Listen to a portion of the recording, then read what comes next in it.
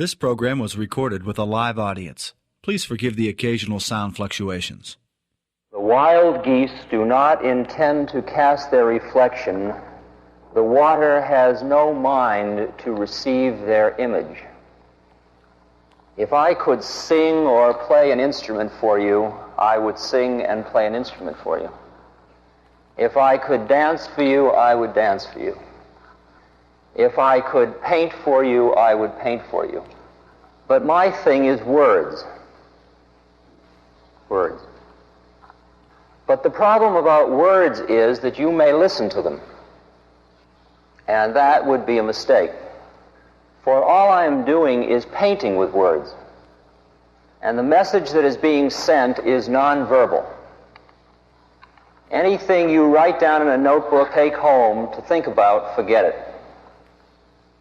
For in fact, I'm not going to say anything that you don't know already. But the perplexing problem is that you don't know you know. Chung Tzu says, the fish trap exists because of the fish. Once you've gotten the fish, you can forget the trap.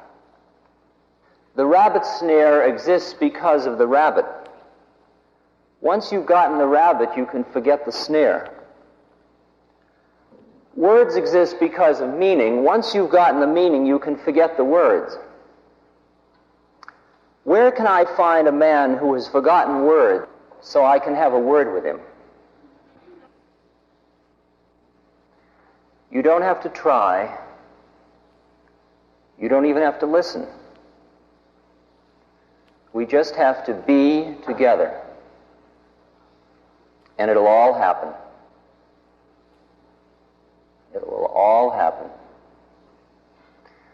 Now, what I've just said thus far is almost heresy. For in a very obvious manner of speaking, especially since this is named after Dr. Hebb, whose research was on the human brain, we are in a temple dedicated to the worship of the rational mind. Even though God said, "Thou shalt take no other God but me," we did it anyway. And professors are the high priests. And here in this temple, I am saying to you that what you are seeking, that is bringing you here this evening, you will not find through your rational thought processes. It's as simple as that. St. John of the Cross said, all that the imagination can imagine and the reason can conceive and understand in this life is not and cannot be a proximate means of union with God. Just won't make it. Hafiz, the poet, said, O thou who art trying to learn the marvel of love from the copybook of reason, I am very much afraid you will never really see the point. The marvel of love from the copybook of reason. We are sharing a journey at this point. What draws us together is that for the most part we are Westerners who have experienced a set of shared experiences and who are at this point asking of themselves and that which is around them some shared questions. And it's only at the point that you ask the question that you can hear the answer. It is only at the point when it begins to dawn on you that maybe all of the methods you had available to you thus far aren't going to be enough. All we can do at this point is to share our journeys with one another. I certainly, in no even minute sense, come before you to proselytize, because the Bhagavad Gita, Krishna says, he that teaches those that do not want to hear is performing an immoral act. And besides, they can't hear it anyway. So it's only when, in Sanskrit they call it virag, when there is a certain amount of feeling of the falling away of worldliness, of the pull of certain things, that you're ready to hear another message. And I'm going to share with you my own experiences thus far in my journey, briefly, and try to explore some of the implications of them. As I say, the likelihood that anybody in this room will ever go my trip, wear a dress and grow a beard and become sexually continent and live in the Himalayas, that's just a trip. It's a groovy trip, but it's a trip, and it's unique to the fact that that's suitable for me at this moment. Each pilgrim on the path has to find his own way. However, all paths lead to the same place. And therefore, by hearing of other people's journeys, you can get clear as to where it is you're going, and you can get some of the dynamics of method, comparatively, perhaps. My story is a story of 3 chapters. The first chapter I can tell most briefly at this point in my life. It used to be the longest chapter. The second chapter is a little longer, and the third chapter is perhaps the pertinent one for the evening.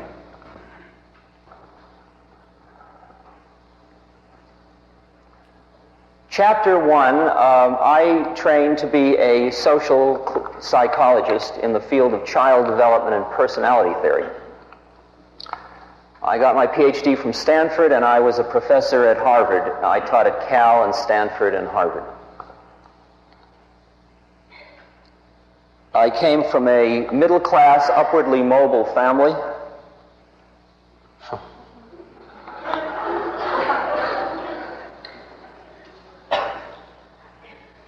And I got my PhD primarily out of fear.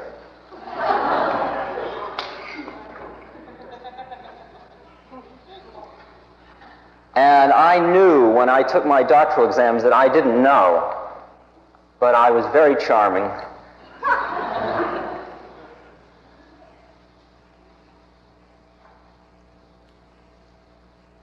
And when I got to Harvard, I assumed that now that I was in one of the inner temples, I would know. And I taught HIP courses. I taught Freud and human motivation, clinical pathology.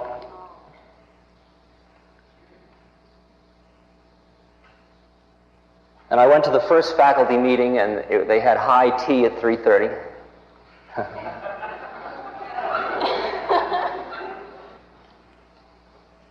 And it was very much like being in the Virginia Assembly at the one of the historical landmarks in the United States. Even if they were talking about the hours that Radcliffe women had to be in bed, it all sounded like high oratory out of a Greek amphitheater. And I was very awed by it, but as the time went on, I was there for 5 years, I began to see that we didn't know enough.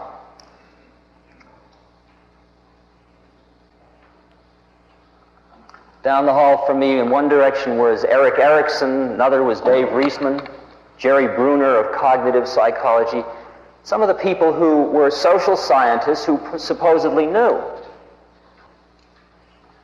But it stood to reason that if we all knew, we should really be grooving. And we weren't. Life just wasn't beautiful enough. Everybody was talking about the rat race, looking drawn out in a highly competitive field. And what bothered me was I knew I didn't know. But if you look in other people's eyes to get the image of who you are, it's pretty good. And everybody kept saying, well, he's a Harvard professor, so he knows. And my mother was proud of me.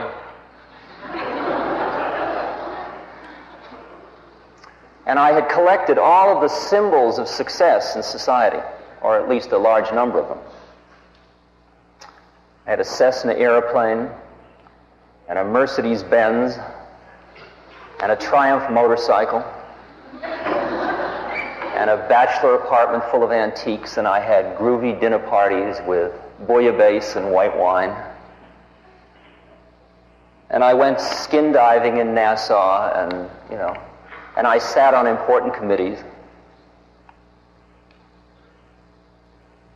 But every now and then, just before I'd be going to sleep, or when I'd be in the bathtub or something, there'd be that moment when there wasn't somebody else's eyes to look into to tell me how wonderful I was. And I knew that it wasn't enough. Didn't make it. And tenure was being dangled before my nose if I merely got my, quote, publications in order. And I thought, well, I have 40 more years of this.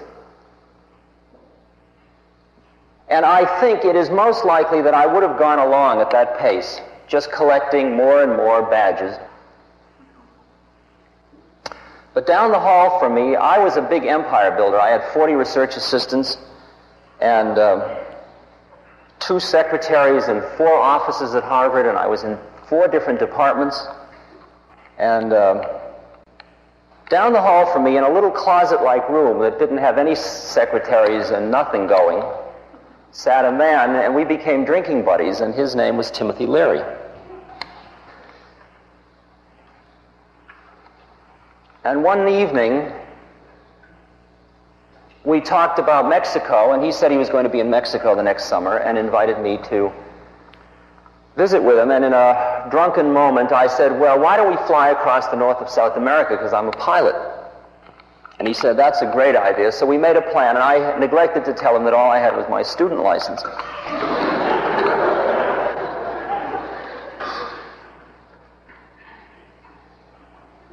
But I worked hard all spring, and I got my license the day before I left for Mexico.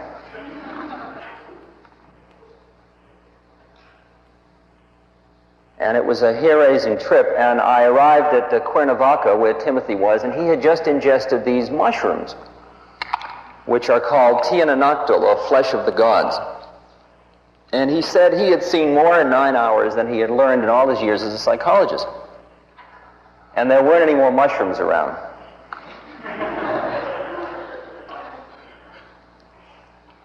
So we didn't go to South America. We hung out and talked about the mushrooms. And then we went back to the United States, and I was away. I was teaching at Cal as a visiting professor.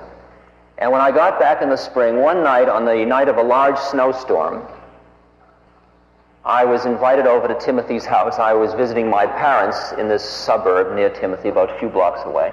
And I walked the few blocks to ingest psilocybin, the synthetic of the Mexican mushrooms. And after a kind of a melodramatic social scene in the kitchen over whether the dog was going to die,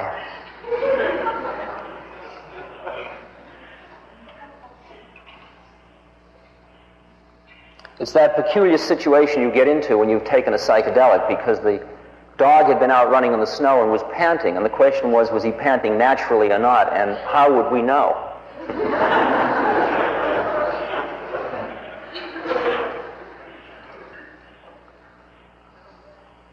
But Tim's young son, 11 years old, came down and set us straight.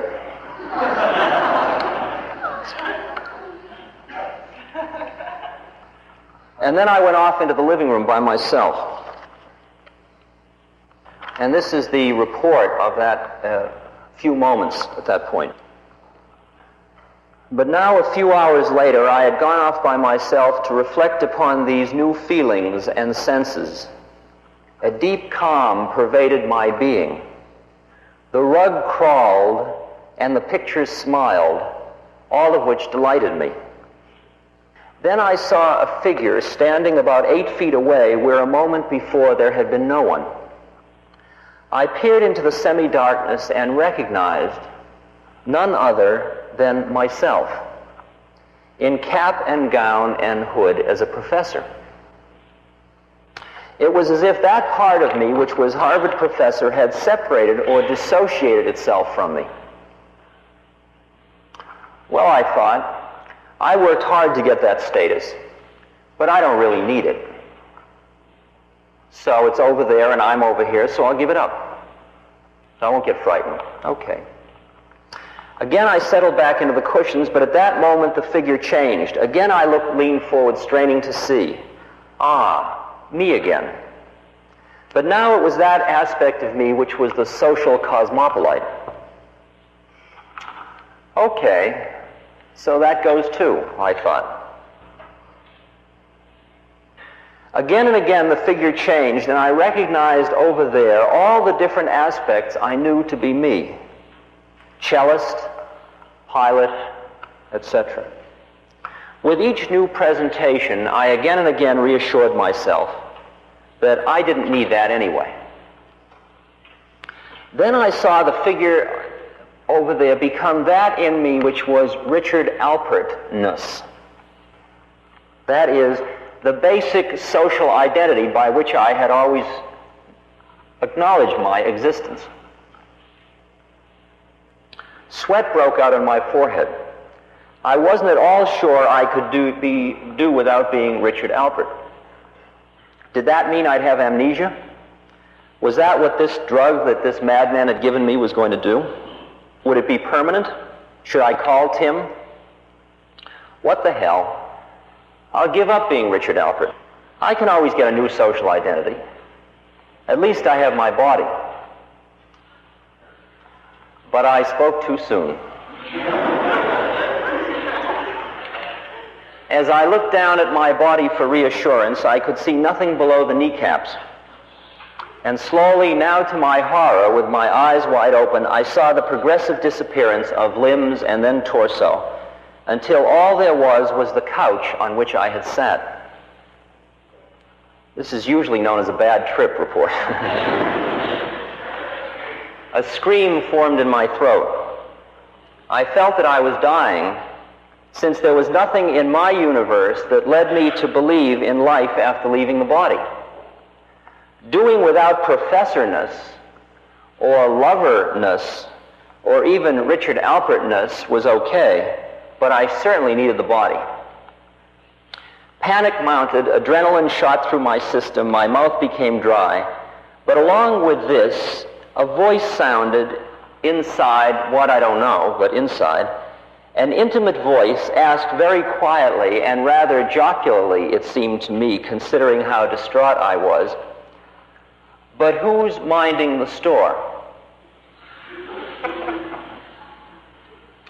When I could finally focus on the question, which takes a while, hear it, I realized that though everything by which I knew myself, even my body, and thus life itself as I knew it, was gone, still I was fully aware.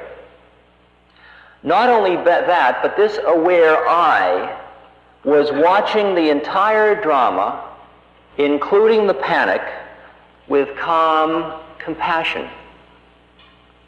Instantly, with this recognition, I felt a new kind of calmness, one of a profundity never experienced before. I had just found that I. Later I called it a scanning device, a point, an essence. Place where I existed independent of social and physical identity. That which was I was beyond life and death. And something else, that I knew.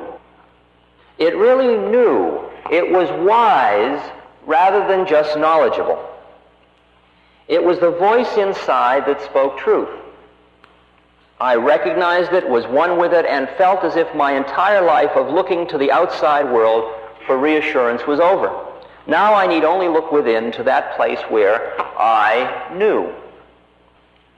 Fear turned into exultation. I ran out into the snow, laughing.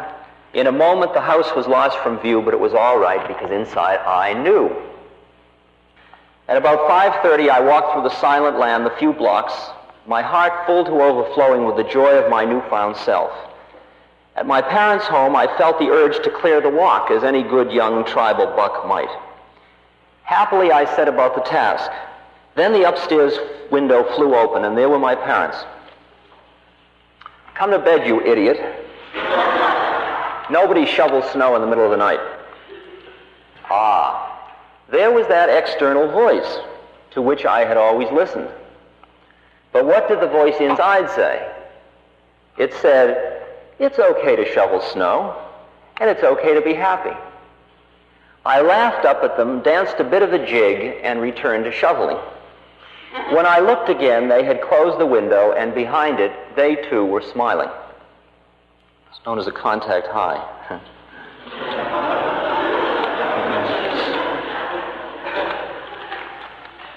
Now, the reason I read that to you at some length is because I want to read you one other thing of 2 paragraphs, which is an anticipation, a foreshadowing of chapter 3.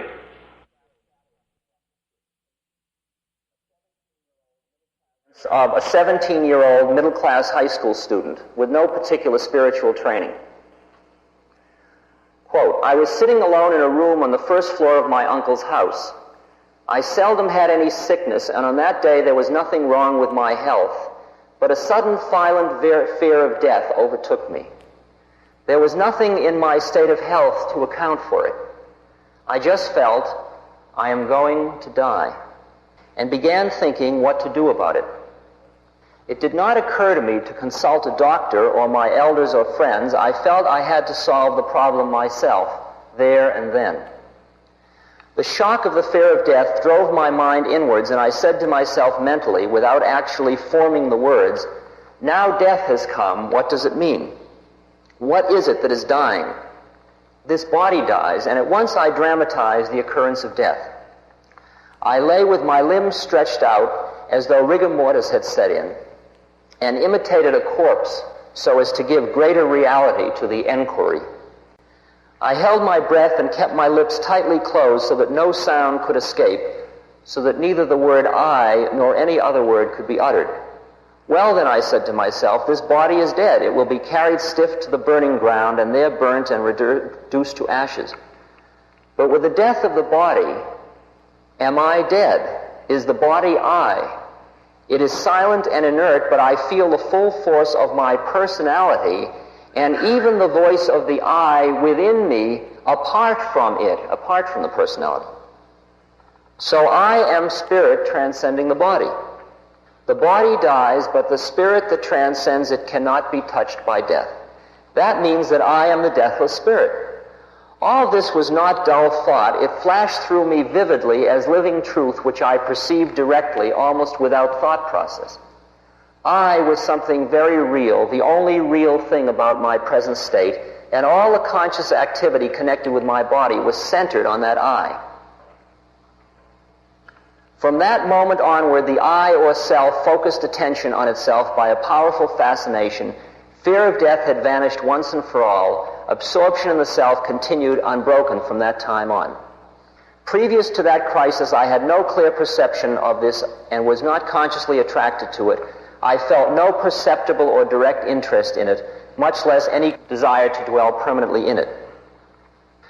3 weeks after this experience, the fellow whose report I just read dropped out. He left home and he went to a mountain where for 50 years he remained teaching and guiding all seekers with extraordinary spiritual wisdom. His name was Ramana Maharshi. He was one of the greatest saints that India has known. Now, the difference between Ramana Maharshi and me was that I came down. I had an experience on Saturday night, and I assured myself, I have just touched living truth. I will know this forever. And by Wednesday, I was speaking of it in the past tense, talking about this great experience I had.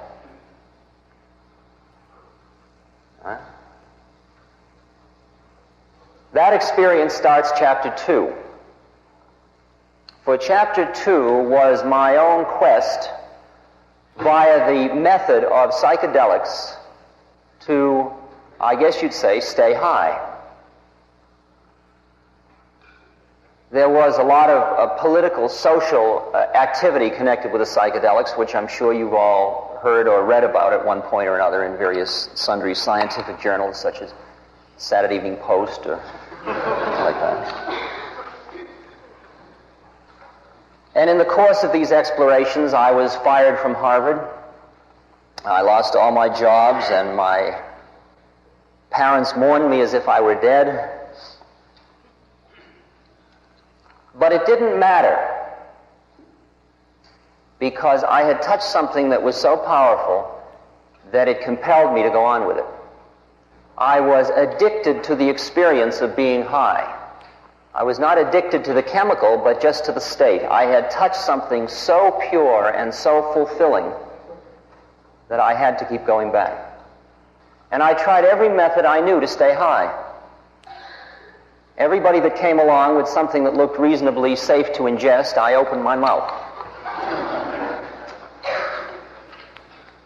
I discriminated what I put in by who was giving it to me, of course. One point, a man walked into an apartment I was visiting in New York, and he was so paranoid that when he heard a news reporter was in the living room, he hid in the bathroom until the man left. And then he came out, and he was wearing cowboy boots and a cowboy hat, and he was quite strange looking. And he started pulling bottles out of all of his pockets, saying he thought our work was great, and he wanted to give us so many grams of this and so many grams of that. And he had animal laboratories and had access to all this. Then he put out this bottle and he said, this is an LSD, the new kind that keeps you permanently high. And he put it on the table. And we all silently looked at it.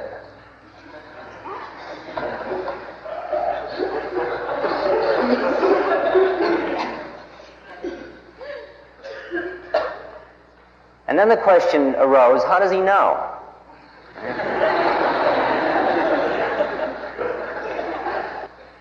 And if he is what that is, I don't want it.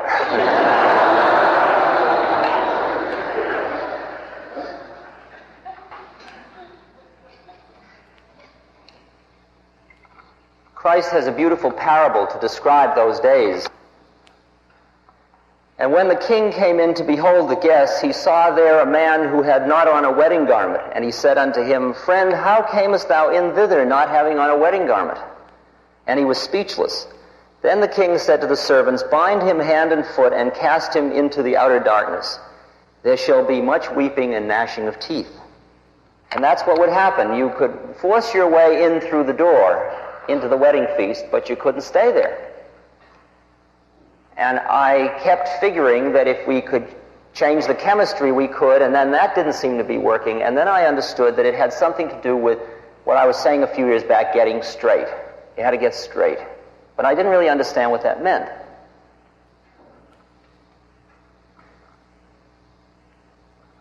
The extent of the chemical experiments was at one point 5 of us locked ourselves in a room, in a house, for 3 weeks, and we took 400 micrograms of LSD every 4 hours for 3 weeks. And at the end of the 3 weeks, we came down.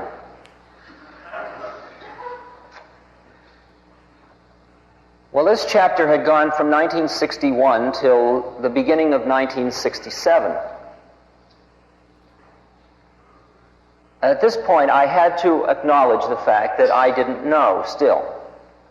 I now knew what it was that I was reaching for. I understood the possibility, but I didn't know how to get there. It wasn't that I didn't have supplies to work with, but what's the sense in taking them? Because I knew the trip.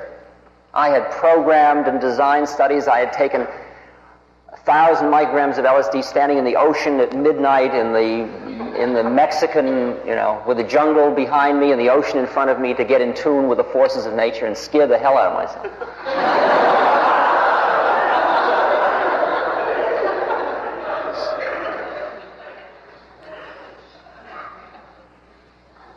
And at this point, I was going around as a lecturer talking about psychedelics.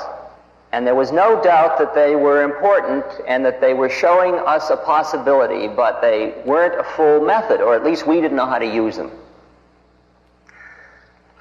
Now, at this point, a friend of mine came along, a fellow who I had guided through his first psychedelic experiences. He was an unusual fellow. He was about 14 and a half. He had gone to the University of Chicago.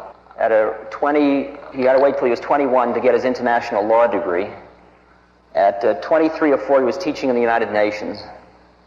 At 27 or 8, he started his own company, which he sold when he was 34 to Xerox and he became an executive, and he retired after a year and took his $5 million to become a Buddhist.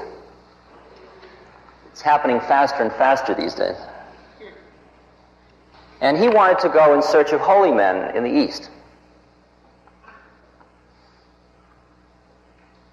We had suspected along the way that the East, of course, was doing all of the work that we were just touching, and they knew all about these things. But many of my friends had gone to India, and they had come back saying there are many good pundits, that is, knowledgeable people, but there is nobody that seems to really know. And the frightening thought occurred, what happens if we are the people that know most in the world at this moment? That's pretty scary, because we don't know. And there's a paternalistic thing, you want somebody to know, somebody wise to be sitting there, that knows. And I was kind of discouraged because I didn't think I was going to find anything, but I didn't know what else to do. I had blown it in psychology. I had used up my psychedelic chemical possibilities as far as I could think of them. So I went off to India. We started in Iran and went looking for Sufis, and then through Afghanistan, and we went on a first-class Western trip. We had a big Land Rover with a candy-striped camper top on it, bottled water and canned sardines, soft beds up in the back of the car. We saw the mass of India through the windows of the Land Rover. We scored great hashish in Afghanistan, and so it was all seen through a kind of a fog of hashish. We went and we had darshan of the Dalai Lama, and we went to the Burning Ghats, and we went to Delhi, and we went to where Buddha delivered his first sermon, and we did the whole trip. And I took 1,300 slides, and I collected groovy musical instruments, and I had many tapes of great music, but nothing had happened at all. And I had this bottle of LSD, and when I'd find what seemed like holy men, I would give them an LSD, and we'd talk about it, and they'd say, well, I'd like to try it, and I'd say, well, it just so happens And I thought maybe they'd tell me what it was. And some of them said, it gave me a headache. One old Theravadan monk, Buddhist monk. One fellow said, it's good, but not as good as meditation. One fellow said, where can I get some more? In general, most of the messages were messages I had received before, and I did not feel that any great light had been shed at that point. And I got to Kathmandu, Nepal, and we were about to go on to Japan. And I started to experience very deep despair, because that was sort of like the beginning of the journey home, and I didn't see any reason to go back. What was I going back to? I had used up everything. I had nothing new to say. I didn't know enough. And I was sitting in a hippie restaurant called the Blue Tibetan with my friend, my traveling companion. I was sitting with some French hippies. And in walked this very extraordinary-looking young fellow. He was 6'7", and he had long blonde hair and blonde beard. He was barefoot, wearing white cloth, beads. Very powerful being. And he came right to our table and sat down, and within about 2 minutes, I sensed that this fellow knew.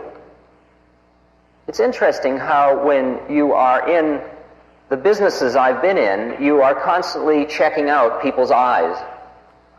And I would look into their eyes, and they would always be looking at me like, do you know? And I'd be saying, no, do you know? And I was like...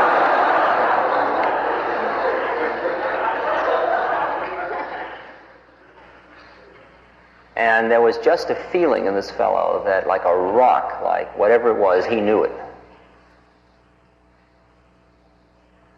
And we took him back to the hotel, and we had about a 5-day seminar in the hotel room on hot baths and peach melbas, and we had a sculptor, an Indian sculptor, a beautiful fellow with us, the four of us, and mescaline and hashish and Alexander David Neal books and Arthur Avedon books and all of our levels. And at the end of about 4 or 5 days, it was still quite obvious to me that he knew. And the time came to go on to Japan with my friend who I'd been traveling with, or continue to hang out with this guy. And this guy had no money, and I had no money.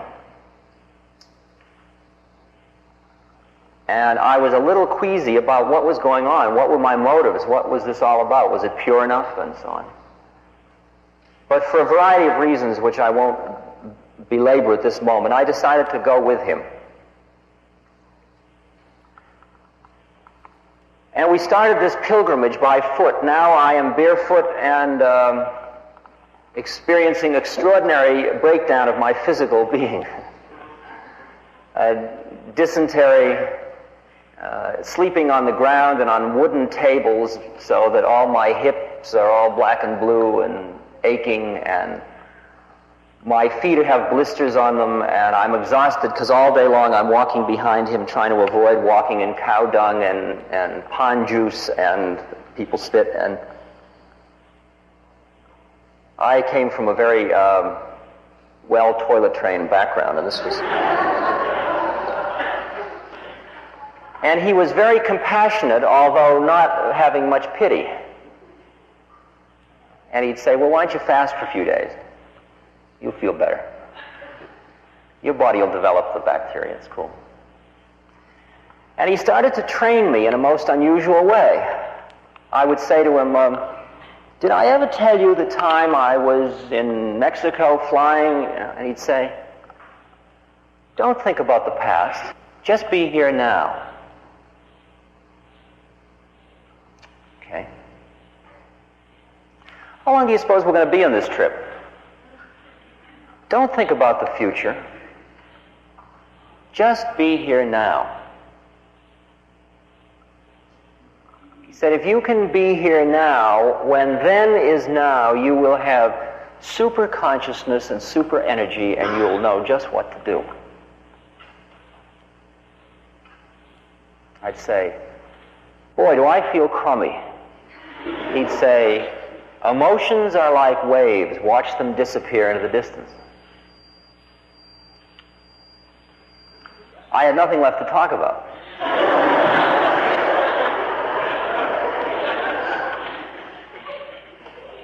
So I was silent. So then we were silent, and all we did was sing holy songs and have minimal communication about eat this, sleep there, you do this breathing exercise this way. And he was teaching me stuff all along the way and sort of cooling me out. And we visited a variety of temples and had extraordinary experiences along the way, which are other chapters of the book, which we need to, again, do in this trip. After about 3 months, and I was going through a lot of mixed feelings, because after all, here I had come to India. I was an ex-professor. I was 35 years old, and I end up following around a 23-year-old guy from Laguna Beach.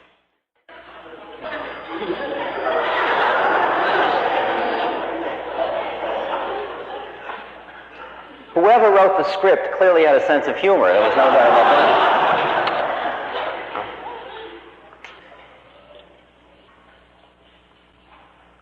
The end of about 3 months, or a few months, we had visa problems, and we went to get our visas straight, and we got to the small town where his visa papers were, and everywhere we went, he was welcomed by all the religious people with open arms. If we went to a Theravadan Buddhist monastery, he would be chanting Buddhist chants, and they'd all welcome him, and suddenly I realized he was one of them. So I'd figure, aha, he's a Theravadan Buddhist. We'd meet a Kajipal Lama from Tibet, and they'd be talking chants of Tibet, and I would say, aha, he's a Kajipal Lama. We'd meet Shaivites, and he'd be in thick with them, and I couldn't figure out what his trip was. He was everything. And I was pretty confused. I generally thought we were Buddhists. Because it seemed relatively clean and antiseptic, and the Hindu trip seemed very, their pictures were so garish, and so the whole thing was kind of gauche, I thought. So he says, you stay here, I'm going out to see about my papers. So I sit, and I'm like a little child, you see. He tells me what to eat, where to sleep. he speaks Hindi and I don't very well. I just understand a little of it, and so it's natural that he would sort of run things, but also everything he's running. That's cool. During that night, I went out under the stars to go to the bathroom, and while I was under the stars, I looked up at the heavens, which seemed particularly close since there was no electricity in that town. And I thought about my mother, who had died the previous January in Boston at the Peter Bent Brigham Hospital from a spleen. Her spleen had taken over, her bone marrow had stopped producing blood, and her spleen grew very large, and they took it out, and she died. And I wasn't thinking about how she died, I just was thinking about her because I had been with her during the period of her dying, and we had experienced a very high state, quite independent of our relation as parent and child or in bodies, and I had never felt any loss when she died, which quite amazed me. Even though as a psychologist I was saying, no grief reaction, watch it.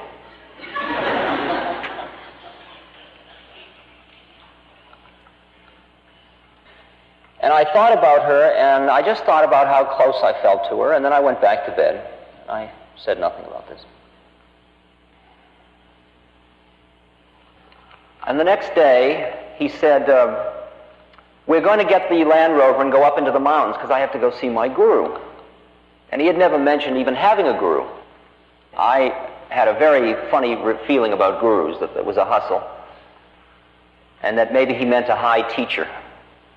And I assumed it would be somebody Buddhist, but you didn't call them gurus usually, and the whole thing was confusing. And furthermore, the Land Rover I hated now, and it hadn't been left for me anyway, it had been left with a sculptor, and I knew if we bought it, it would be my responsibility, and I didn't want the responsibility, and I was sort of sulking, and I was sort of hungover from all the hashish I had smoked, which I now was finished smoking.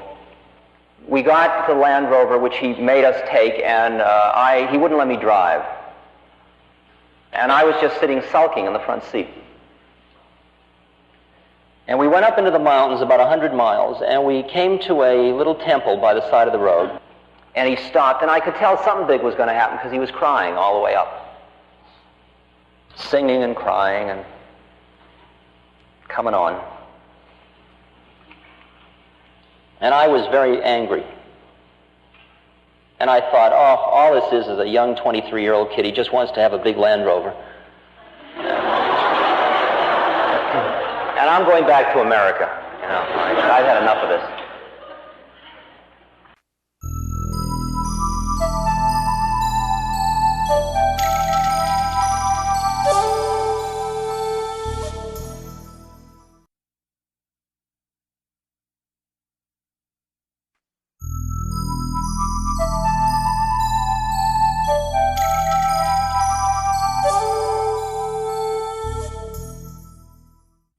And we stop, and the car's surrounded, and he says, where is Maharaji? Means great king. And they say he's up on the hill, and he goes running off up the hill, and everybody's sort of ignoring me. And I'm following him, stumbling behind this 6'7" giant, you know, and he's crying and running, and I'm stumbling, and I'm angry and bugged, and I don't want to do this. And we walk around a hill so that we're out of sight of the road. And we come into a hillside with a valley behind it, a beautiful scene. And there is sitting a little old man with a blanket, and he's surrounded by about 8 or 9 Indians. And this tall fellow is stretched out flat in what's called Danda Pranam, with his hands touching the feet of this man, and he's crying, and the man's patting his head and smiling. And I take a look at this scene, and it's quite beautiful, but I'm too bugged to really appreciate it. And I think, well, I'm not going to touch his feet. I mean, you know, we don't do that in the West. So I sort of stood back, figuring, well, I can just be an observer. I'm just a passenger in the car. I don't have to do it. After a little while, this old man pulled his hair, and he said to him, have you got a picture of me? And the boy said, yeah. And he said, well, give it to him. So I thought, gee, that's very nice, you know. This little old man's going to give me a picture of himself. And I smiled, thank you very much, you know. See, there was a guy who would translate. The school principal was one of the 8 people. And he would sort of say everything in English after this. Then he looked up at me, and I was still like very uptight. He looked up at me and he said, "You came in a big car?" Like the one topic, see, that I'm uptight about. So I said, "Yeah." He said, "You'll give it to me?"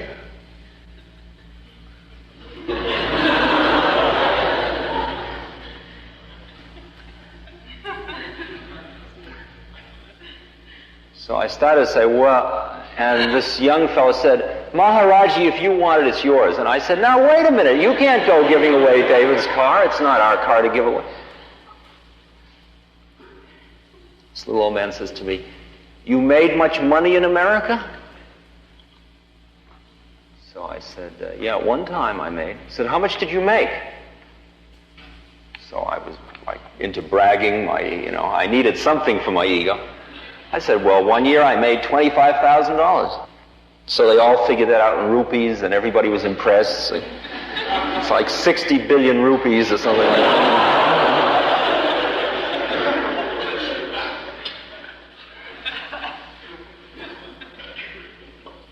So he said, "You'll buy a car like that for me?" Now, I grew up in a family that was very involved with Jewish charities, and I knew about getting money, but I had never been hustled so fast in my life. I didn't even know who he was, and he was already asking me for a $7,000 car. And he's smiling at me all the time. He's putting me on. That's really what it boils down to. So I say, "Well, perhaps." And then he says, "Take them away, give them food." And we're taken off and given food. Big sumptuous feast. The end of the feast, we rest, and then we're brought back to him. And he says, "Come sit."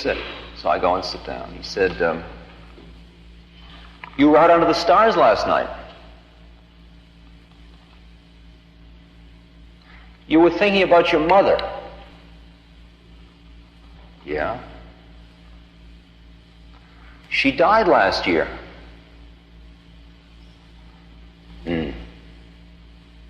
Closed his eyes for a second and he said, "She got very big in the stomach before she died." I said, "Yeah." He says, "Spleen. She died of spleen." When he said that, two things happened to me. One was that my mind raced faster and faster and faster through every conceivable CIA super paranoia I could conceive of to figure out what was happening to me. I mean, who was putting me on? Like, had they brought me here? Was this some monstrous training program? And a dossier was spread behind this little man. He pushed a button, and the ground opened up. And I mean, like, that's very far out, because even the guy I was traveling with didn't know that stuff. And I was just a passenger in the car. Boy, they're really good at their game. And I went through what are the probabilities? You see. Because, see, in the past, I was in this position that when things like this happened, they didn't happen to me usually. They happened to somebody else, and I'd said, "Well, that's nice. We certainly have to keep an open mind about those things."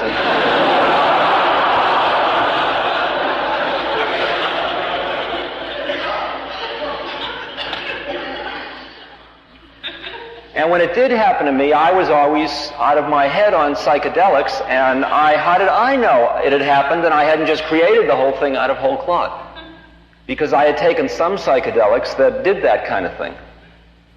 I remember taking a thing called JB318, and I was sitting in a room and nothing was happening, and I thought, gee, nothing much happens with this drug, does it? Even though the fellow I took it with, who was about 50, was doing cartwheels through the room. But I felt nothing.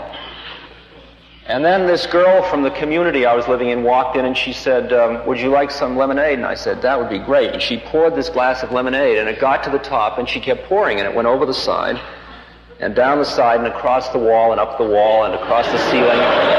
and down and under my pants, and then it went back up and my pants got wet, and I moved, and then it went back up, and as it touched the glass disappeared, and the girl disappeared, and my wet pants were no longer wet, and I turned to Ralph Metzner, who was sitting next to me, and I said, Ralph, you know, the most unusual thing just happened to me, and Ralph disappeared.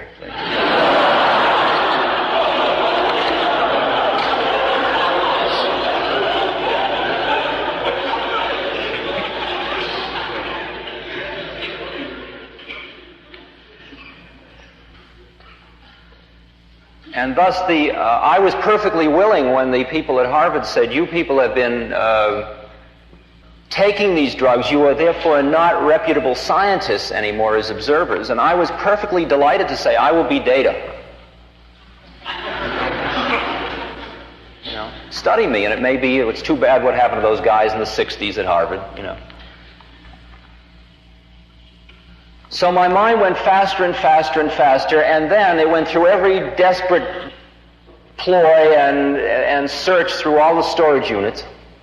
And then, just like a computer that has been fed an insoluble problem, finally, so the machine doesn't burn out entirely, a red light goes on and a bell rings and the machine stops. And that is what happened. My mind just gave up. And simultaneously, and this was not, I couldn't experience it as cause and effect. All I experienced it was the simultaneity of it. He was looking right at me and sort of just looking right at me. I felt this very violent tugging sensation in my chest. It was very painful. And I started to cry. And I cried, and I cried, and I cried. And I wasn't happy, and I wasn't sad. The closest I can come to description of feelings was like I'm home, or it's over, or whew, or it's all right, or wow, that kind of. Cried and cried and cried, and they took me away.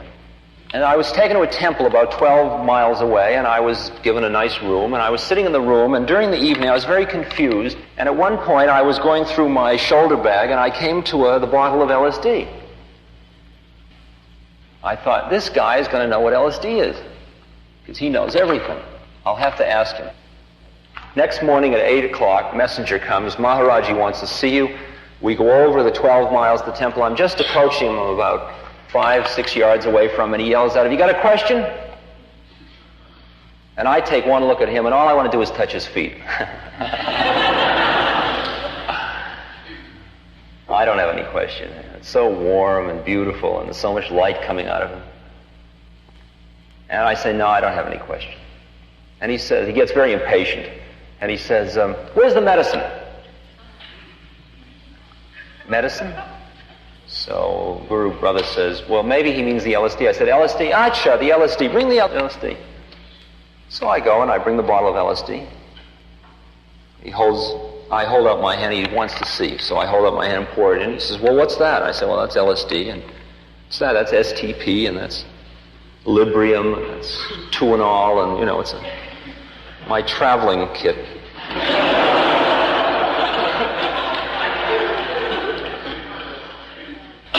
In those days, I hasten to add, for the benefit of the people whose business it is to protect us from those kind of traveling kits. And he says, does it give you siddhis? And I didn't know what the word siddhis meant. And I said siddhis, and it was translated as powers to me. And I didn't realize it was spiritual powers. I thought he was asking for physical power. I thought he wanted something like vitamin B12. And I didn't have anything like that, and I was really depressed, because I really wanted to give him whatever he wanted. I mean, I would have given him anything at that point. He could have the Land Rover if he wanted. So I said, gee, I'm sorry, I don't have that. And I poured it back into the bottle, and I was very sad. No. And he holds out his hand. So I put one pill in his hand, and these are called White Lightning, and they were about 275 micrograms of LSD, but these were a special batch that had been made for me as a going-away present, and they were each 305 micrograms. He looked, and he, come on. So I put a second on his hand. That was 610 micrograms. And for a 70-year-old man, you usually, like 150 under suitable conditions. And can't be too careful with it. You never know about the heart. And he looks and he says, come on. So I put a third one. That's 915. That's going to do it. I mean, it's good LSD. And he, and he downs the whole business. And the scientist in me says, well, this is going to be interesting.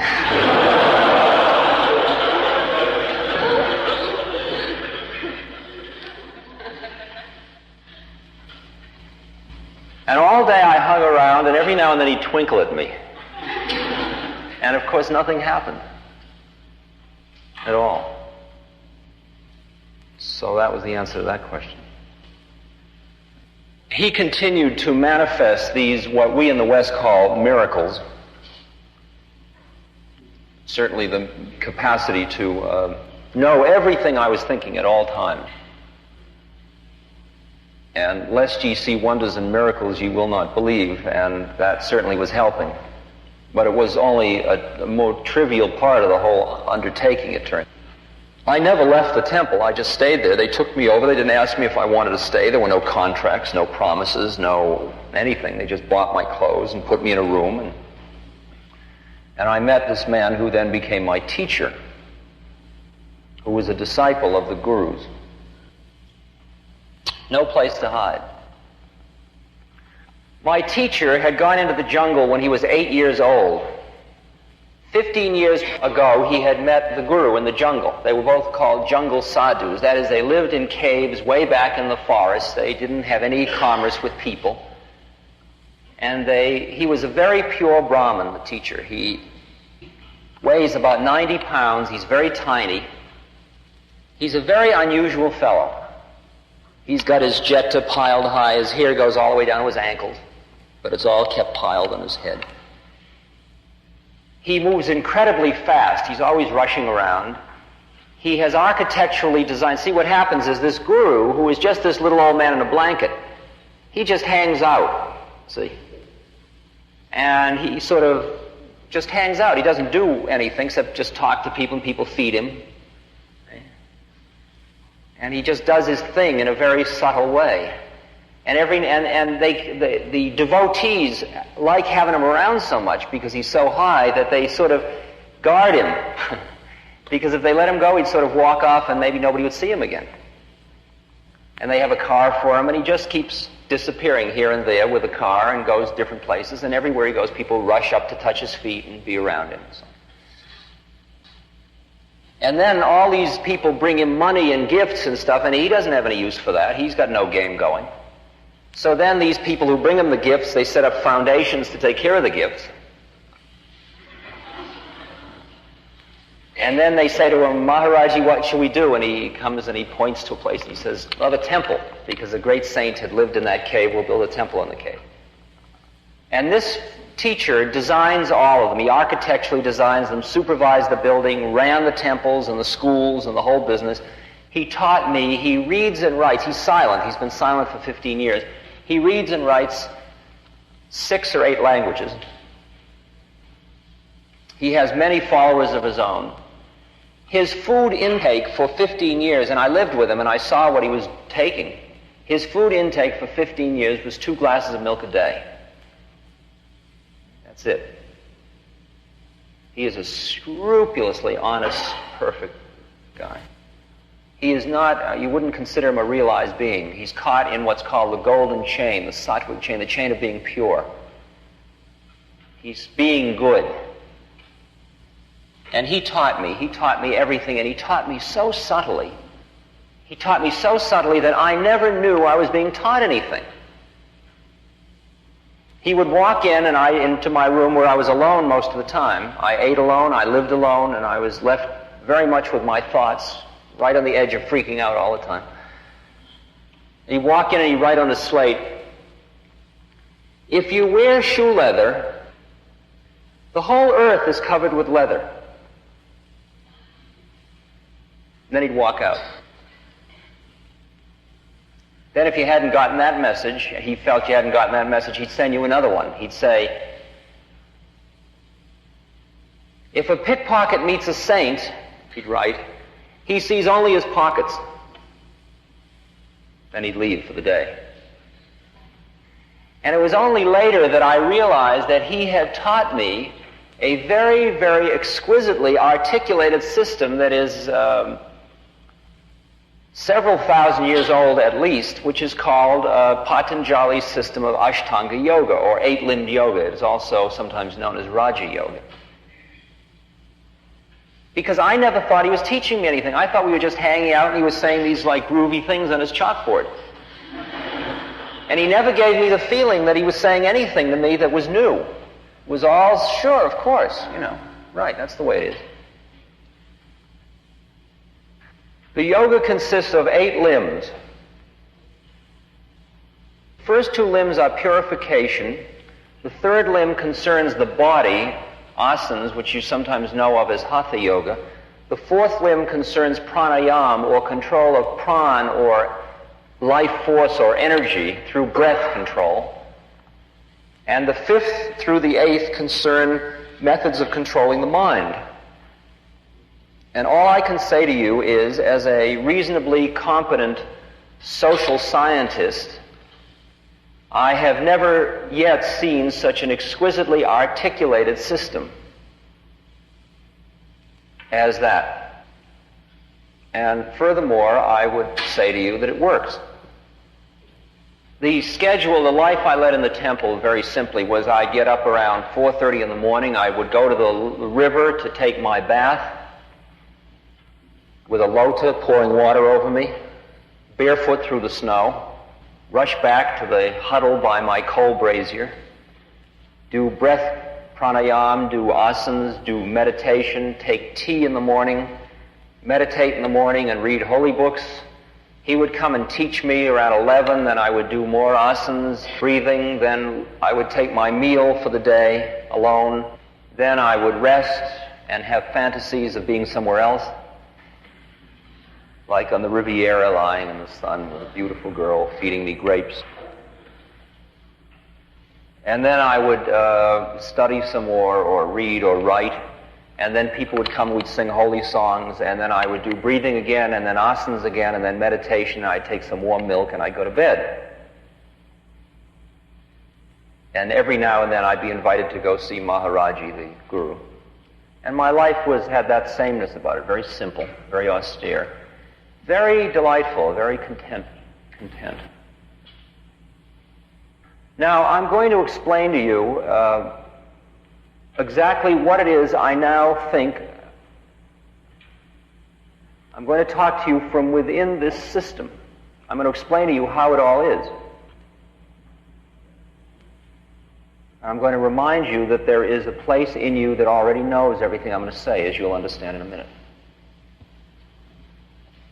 What the teacher wrote on the slate, the first thing he wrote was, desire is a trap. Desirelessness is moksha, or liberation. Desire is the creator. Desire is the destroyer. Desire is the universe.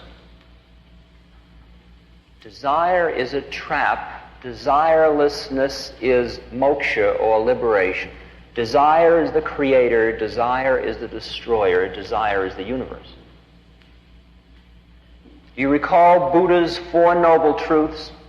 Buddha went and sat under the Bodhi tree in Bodh Gaya for 7 days, and he saw how it all was, and then he came back to teach. And he said, who will I teach? And he thought, well, gee, I'll lay it on the guys I used to hang out with when I was doing austerities. And they were at Sarnath at the deer park, and he went there, and they were all bugged with him because he was no longer doing austerities, because he wasn't being pure like they were. And so when he came along, they said, let's ignore him, because he's not on the trip anymore. But he came up and he was all shiny and light was coming out of him. And so they found themselves, in spite of themselves, honoring him. And he sat down and he said, they said, we're not going to listen to you though, because you don't do the thing anymore. He says, well, I'm enlightened now. And they said, yeah, but you don't do the thing. He said, but I never before told you I was enlightened, and now I'm telling you I'm enlightened. And I'm going to tell you how it is. And then he proceeded to lay on them how it is, with 4 truths. Truth number 1, all life is suffering. That's a hard one. What does that mean? Birth involves suffering, death involves suffering, sickness involves suffering, old age involves suffering, not getting what you want involves suffering, getting what you don't want involves suffering. And he says even getting what you want involves suffering because it's in time and it's going to pass away. Say you want to be the playmate of the month, you become the playmate of the month, and next month you're not the playmate of the month anymore. Lay not up treasures where moth and rust doth corrupt, was Christ's way of saying it. Problem is, if it's in time, you're going to lose it. So even getting what you want has an element. It's like riding a wave on surfing. The wave's going to end, even in endless summer. His second noble truth was the cause of suffering is craving or desire. If you didn't crave life, you wouldn't fear death. You wouldn't suffer. If you don't crave something, you can't suffer about it. Third noble truth is if you give up craving, you end suffering. And the fourth noble truth is the eightfold path or the means of giving up craving. Giving up craving, giving up desire. And now my teacher, who is a Hindu, is saying to me, desire is a trap, desirelessness is liberation. Desirelessness is liberation. What does all that mean? What it means is extricating oneself from attachment. It means, quote, renunciation. And what does renunciation mean? To us Westerners, it means a guy like Milarepa sitting in a cave where he's been eating green nettles and he's covered with nettle fur and he looks like a bag of bones and you got to give up everything. Well, it has nothing necessarily to do with that at all. Because what is required on this trip is renunciation of attachment. Renunciation of attachment. Dropping out, not in the external sense, but in the internal sense.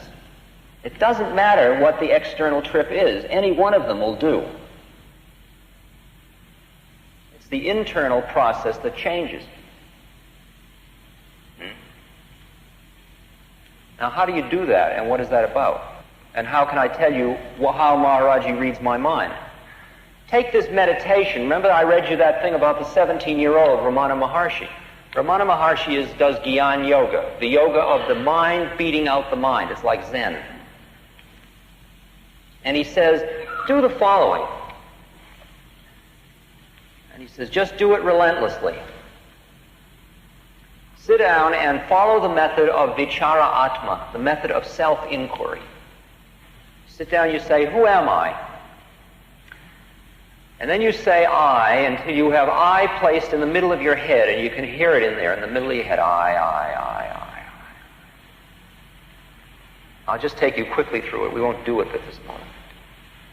You say, I am not this body. And then you experience your torso as object, and I as subject. I in the middle of your head.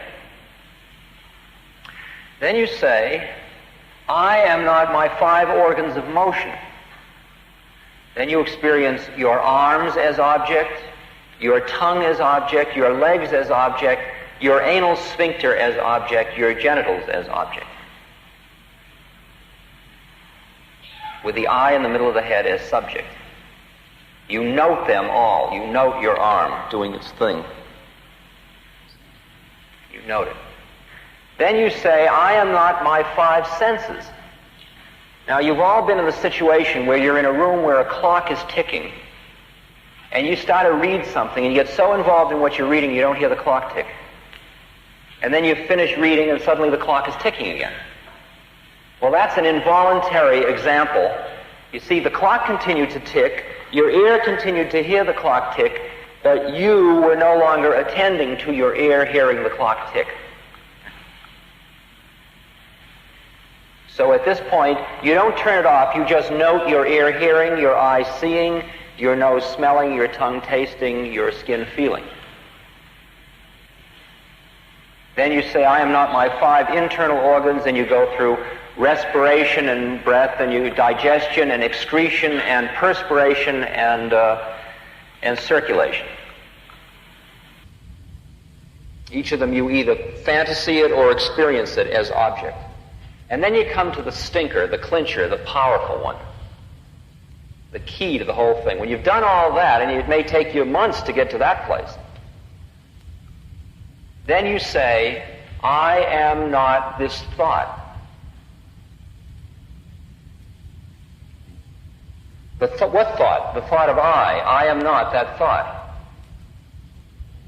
And you begin to see your thoughts as if you were looking at a ticker tape news thing going by you. I am not this thought. What thought am I not? The thought of I. Here I am. Where's here I am? Here I am is over there. Where am I? Where am I?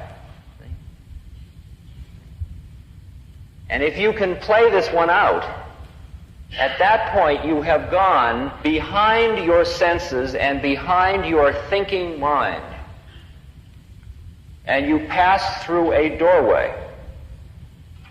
And you enter into another state of consciousness. And another state of consciousness is discontinuous with your normal waking state of consciousness. William James, the philosopher, said, our normal consciousness, our normal waking consciousness, is but one special type of consciousness. Whilst all about it, parted from it by the filmiest of screens, there lie other types of consciousness quite different, each having its own field of application and adaptation. No account of the universe in its totality is complete which fails to take into account these other types of mentality. But how to consider them is the question, for they are so discontinuous with our normal waking state of consciousness. And so on. And you go through a doorway at that point into another state of consciousness. Now, if you are able to do that, where is it you go to? You go into a thing which is called samadhi. That's one name for it. You go into a low level of samadhi, and there are 8 or 9 stages of this. Keep that in mind for a moment, and let me introduce another metaphor to you, a metaphor in the Western framework. Think of a solid object, mass, as a pattern of energy. We know that. We're hip, sophisticated people. We know that. We know that though this seems solid, it is in fact a pattern of slowed down light. Just seems solid to our particular sense receptors. Now imagine if this is a pattern of energy, then light is also a pattern of energy, sound is a pattern of energy, thought is a pattern of energy. And what then is energy? And you get into a finer and finer form of energy because behind that one there's another one, and behind that one there's another one, and behind that one is another one. And you finally get down to the state of energy that is so fine, it is no longer unique. It's no longer unique. That is, if you think of an atom as having electrons and neutrons and so on, protons, even the electron, which has a uniqueness to it, is made up of some of these, a pattern of these finer things. And the quality of these finer things is that they are anything you can label, call it vacuum, call it space, call it ashtray, call it thought, call it emotions, call it Mars. It's all this made up of this same thing. You with me? You got the image? If you are now aware that behind everything there is this very fine energy, and it's all interchangeable, and it's constantly moving in and out of everything, you begin to understand that we are a solid. This is solid. It's all solid. This is made up of that energy. This is made up of that energy. That flame is made up of that energy. Tomorrow is made up of the energy. Yesterday is made up of the energy. And it's all just interchanging. And it's not unique at all. Now the next statement that is worthy of some reflection is that that type of energy, which is the finest form of energy that is, in the world of form, or what's called prakriti, or many names, That very fine form of energy is an identity with, not equal to, but an identity with consciousness. Not self-consciousness, but consciousness.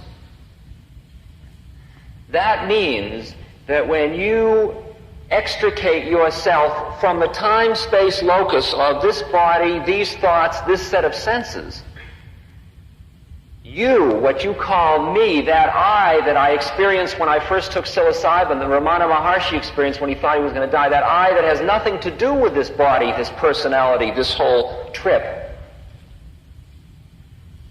What is that? That is that energy. And it is known in Sanskrit as Sat Chit Ananda. You enter into a state of Sat Chit Ananda, and Sat Chit Ananda means absolute existence, absolute knowledge, and absolute bliss. Now, that's a big one, and let me just clarify who you really are, because you may want to know just what it means to be God. Take Ananda. That's a groovy one to take. Bliss. You go surfing. You get to just that place on the wave where it's all perfect. You've just got the wave, you're just riding the place in the wave. Perfect. Yeah, right, here we are. Wow, oh, is that good. It's that timeless moment, you're right there. You paint a picture and you get to the place where the picture is just coming out itself and it's perfect. It's just the way it's supposed to be. Yeah, right. You're doing a scientific research project and you see a relationship. Oh, wow, yeah. You get a degree and everybody's proud of you. Oh, yeah, you get a moment of that thing again. That feeling for a quick second, it's all right, yeah. Oh, it's so good. The method that most Westerners are most familiar with for getting to that little place is, of course, the sexual experience. Because at the moment of orgasm, you transcend, if albeit briefly for most Westerners, you transcend your ego. And it becomes merely an experience in which there happen to be 4 legs and 4 arms and 2 heads and movement. And you are part of an experience. And there is a moment in there when you say, yeah, wow, oh, right, I'd just like to stay right at this place for it. You all know the place? It's called fulfillment. It's called contentment. It's called a feeling of well-being. It's called it's all right with the universe.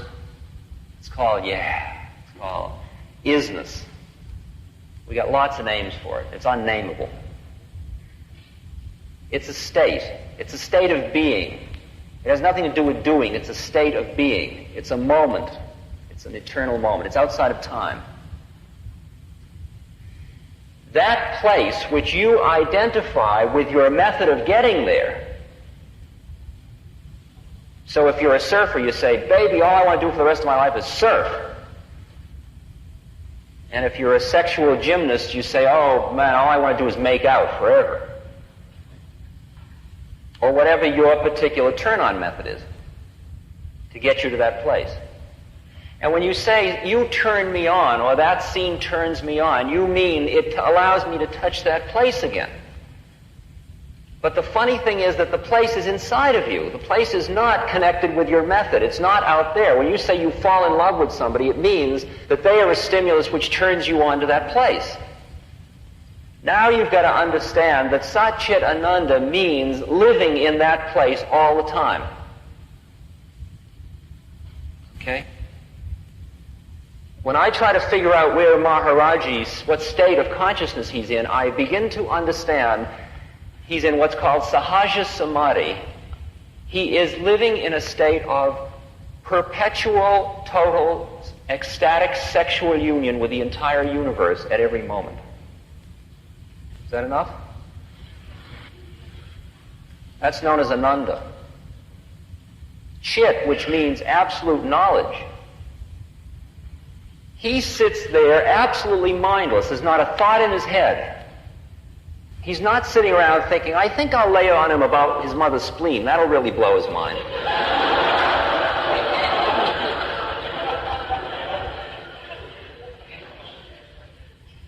There's no ego there at all.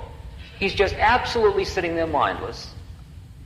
And out of my needs comes that particular thing. And here's the extraordinary issue of what renunciation or surrender is about, because it's so beautiful. He is sitting there mindless, and out this thing comes. In other words, he has become that kind of energy, so he is my mother's spleen as well as everything else in the universe. It's all interchangeable, it's all interrelated, it is all one. It's known as the clear white light in some systems. It is a complete homogeneous field in which when you're hooked up, you're in it all, you are it all. That's what Chit is. But the point is, he doesn't know he knows. Because there's nobody around to know he knows. You hear that?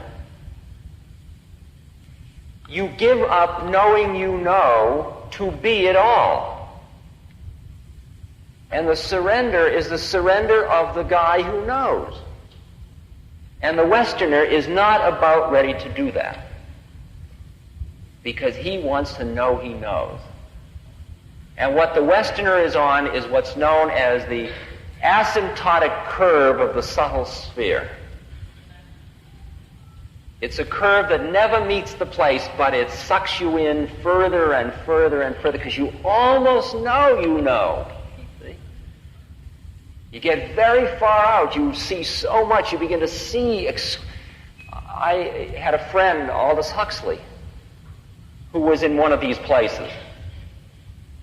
And finally, he was down to practically one word. I mean, he had a beautiful command of language, but everything was blowing his mind all the time. And he was going around and all he'd say was, extraordinary. Everything he would look at, anything, extraordinary. He was seeing how it all was, and he was gasped by seeing how it all was. But finally, you've got to give that one up too, you see? And the problem, the thing that's so interesting is when you start to go into samadhi, the first thing you go into are these waves of bliss like you've never had before. Oh, God, it's so good. Oh, boy. And why not hang out here, man? It's pretty good. But the Vedas say, keep going, baby. Don't stop now. The problem is you've got to give up the experiencer. The experiencer of bliss is still separate from the bliss. And finally, you become the bliss. The knower is separate from the knowledge. Finally, you give up the knower to be the knowledge. The here and now is separate from he who is thinking about or experiencing the here and now. So finally, you give up him. It is surrender. But the rules of the game say that you can only surrender when there is no surrender. That is, if you think you've given something up, forget it. Forget it, because you can't do it. For example, I am a practicing yogi, and I love root beer. Now, root beer is not listed by the Vedas as one of the foods that yogis eat. And I am a beginner on the trip. I am in the first of many years of training, and I still like root beer. Now, I can sit in my meditation room, and I can look so holy, butter would melt in my mouth. I mean, I really look like Buddha himself. Except all the time I'm thinking about root beer.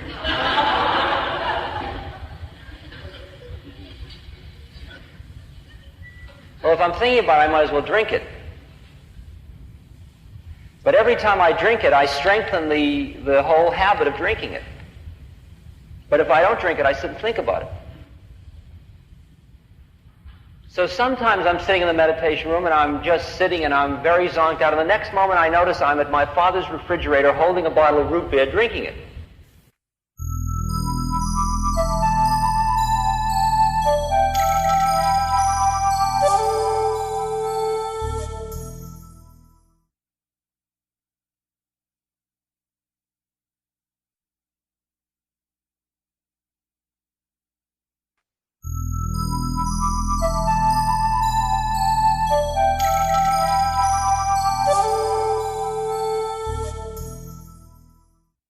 want to become enlightened. And they'd say, well, that's very nice. And they'd take you to a little room. You'd go into the room and they'd say, now, would you notice that when you breathe in, your abdomen goes up. And when you breathe out, your abdomen goes down. And you, yes, I noticed that. Continue to notice that. Thank you. They leave you. Food's brought to you. 2 weeks later, guy comes in. How are you doing? Doing with what? You've been watching your abdomen go up and down? Oh, I watched for you. Didn't mean I was put. Thank you very much. That's the work. All right, now let's say your only assignment in life, see, is to watch your abdomen go up and down. And every time it goes up, you think rising, and every time it goes down, you think falling. That's your job. See, like I do this every morning, right? I sit in meditation, and I start out. And since I'm a high Western achiever, I count. See? And I know how hung up I am when I begin, so I know I'm going to have to do 500 to get straight today, or 1,000 to get straight today. Om, 1. Om, 2. Om, 3. Om, 4. What an idiotic thing to be doing. Om, 5. Om, 6. Geez, my leg hurts. Om, 7. Om, 8. I should have gone to the bathroom before. Om, 9. Om, 10. Om, 11. Do you think this works? Om, 12. For this, I got a PhD. Om, 13. And on and on and on. Now, what happens is, I'm just giving you the little thoughts you can flick off, see? But the really seductive ones, they really take you on the trip, you see? Like, you hear, there's a noise outside, and you say, what was that? See, and that seems like a legitimate reason. And you can keep right on counting, and you're thinking about what is it and who is it, and that leads you to that thing, and I got to get the car greased, and you're off and running, you see. And then you wait, oh, wow, I was supposed to be counting to 5. I'm suddenly at 93. How did I get here? See? Don't knock yourself. That's just more jazz. 94, 95, 96. And then pretty soon you get so that the breaks are only like about 60 instead of 100, you see, where you forgot.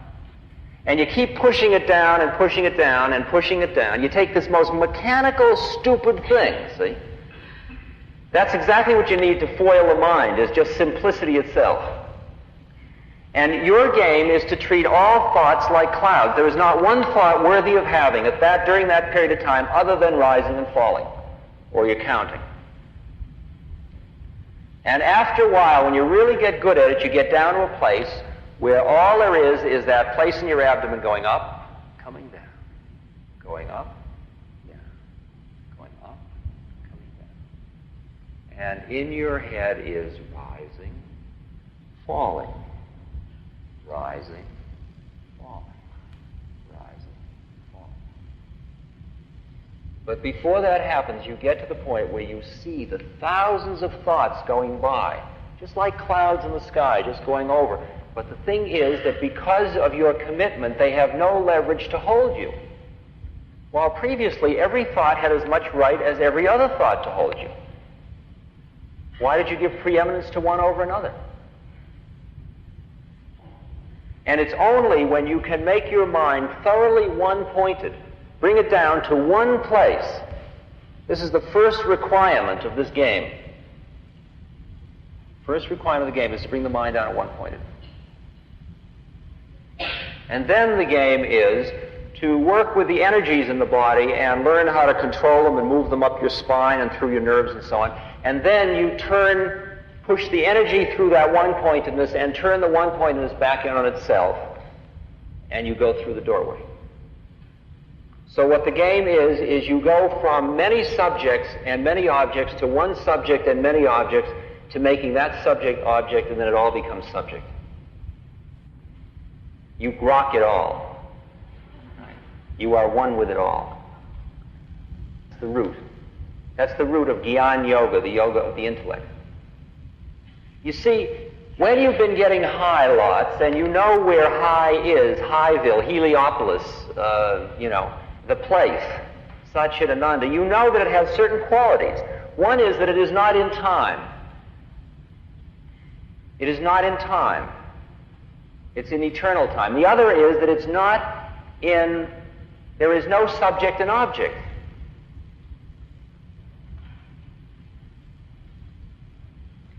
There's no subject and object. So if you want to create the universe of high to live in, you've got to work with time and you've got to work with subject-object.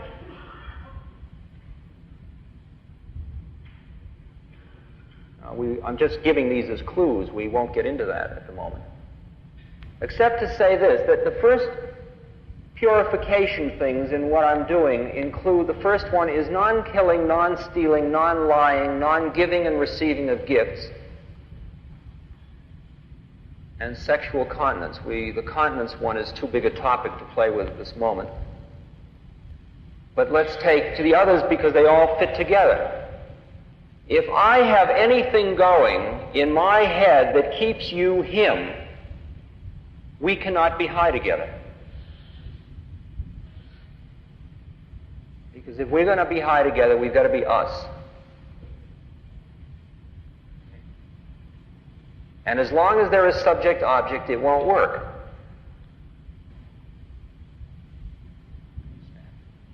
Now imagine what it is like to live in a world where everybody is us. Everybody is us. There's no them at all. There's no them at all.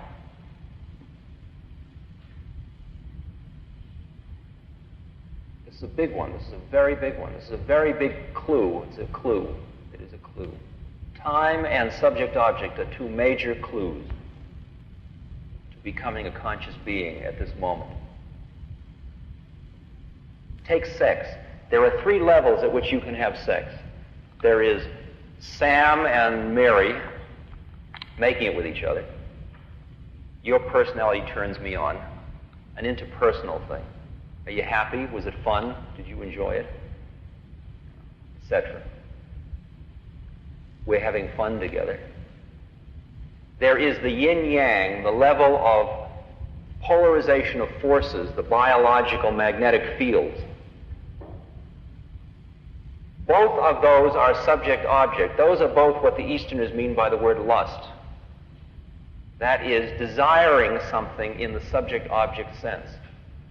There is a third level at which the two of us become one, and from this one place, one consciousness, and 2 bodies, then we perform a dance, and that dance creates the energy which we feed in to keep us as one. Hear that? That's very, very high stuff. Very high stuff. Anything in you which makes you see somebody else as him or her is the reason you're not high all the time. Is the reason you are not conscious all the time. Consciousness all the time means total compassion for how it is in the universe at every moment. Compassion means total empathy with how it all is. It means grokking it. Just as you understand how your hand works, you understand how it all is because you are it all, because your ego is not getting in the way, because your desires are not distorting what it's all about, because you're not identified with your desires. If you are horny and walk down the street, all you see is what's makeable. If you're hungry and you walk down the street, all you see is what's edible. If you're an achiever and you walk down the street, all you see is who's competitive with, or what you can achieve on, about. Desires, motives affect perception. And we know that from social psychology. The only thing in social psychology that we don't know is that there's an out. I was teaching from a social psychology book, which was a good, respectable social psychology book just 7 years ago, that said man is the sum of his social roles. It's rough karma. See, and the funny, peculiar position we're caught in is that many of us have touched a possibility and we are awake to how beautiful it is and we want it to be beautiful, but we want it so bad that our want, our desire corrupts our efforts. That's the situation we find ourselves in. Because it is as obvious as the nose on one's face when you look at protests that the protesters create the people against whom they protest. That as long as you are identified in the polarity and attached at the polarized position, you create your polar opposite. If I see you as him, that puts into you a reaction that sees me as him, and there we are, separate. And only can I say, I disagree with you when I understand that you and I are one. And that's the basis from which I'm working. Only when you can say, yes, Richard Nixon is us, and J. Edgar Hoover is us, and Mao is us, and Cho Min is us, and on and on and on.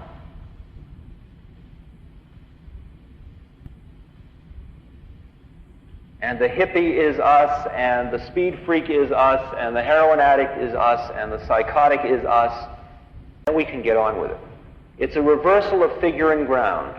It's going from the position where you are completely addicted to individual differences, which is what the Western trip is, to the point where and I use the Western trip only to mean rational materialism. It is not unique to the West, except it's the Greek-Roman trip, except for some of the mystical elements in Plato and Heraclitus. And as long as you're into individual differences, you're into subject and object, and you flip it over and you see in which they are all the same. I'm driving along in New York State, and a policeman stops me because I've got a very old 1938 car, and it looks weird, and I've got a long beard, and I look funny, and I got a funny license plate, and it's all strange, and there's a stop and frisk law, and so he stops me. And he comes up and he says license and registration, and he is being him, he's being policeman. What I am doing is doing my mantra. I'm doing a centering device, a heuristic device for keeping me centered in the place where we are one. And I hand him my license and registration, and at the same moment I am here. I am not identified with him who is handing the license and registration. This has got to be very pure or it doesn't work, I'll tell you, by the way. I don't come on to him to look how beautiful I am, I'm a flower child, or, why are you a policeman, come on, be groovy. No hustle, I don't say a word. We never miss a step in the Lila Rasa, in the divine dance. He's doing his policeman thing, I'm doing my far out unusual person. I'm just kindly giving him my license. And he says, do you have any guns in the car? I say, no, I don't have any guns in the car.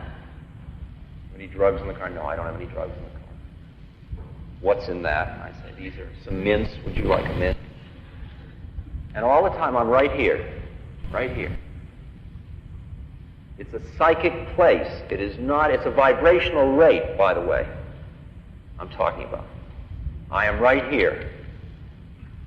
And after about 3 minutes, he begins to dig he's in the wrong place. Because he's busy being a policeman. But the fact is that all of us are busy with our melodramas. We're all in Peyton Place, you see. But behind our roles in Peyton Place, which were just determined by central casting for the evening, there are a lot of parts for audience tonight. Who wants to play? Come over as audience? All right. We need one holy man left over from Christmas. All right. The end of the evening, take your bread and go home. It's all over. Great. We played our parts well. Everybody playing their part? Are you busy listening? Watch it. Don't get caught. Just because you're going to play Hamlet, don't be Hamlet. Because here we all are. All of us are right here in a place where we are noting him speaking and him listening and her listening. You can be in the melodrama, or you can see the melodrama going down, and here we all are too, right? This is a psychic space. I'm just doing my inside. The funny thing is, all the time I'm talking to you, I'm not talking to you at all. I mean, it's very far out, and you may feel gypped. He never came that night.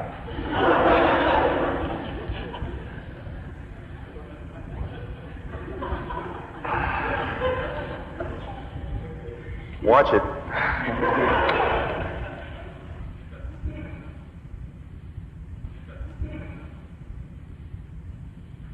Because inside, all I'm doing is Aum Mani Padme Hum, Aum Mani Padme Hum, Aum Mani Padme Hum, Aum Mani Padme Hum, Aum Mani Padme, which I've been doing for about a year and a half.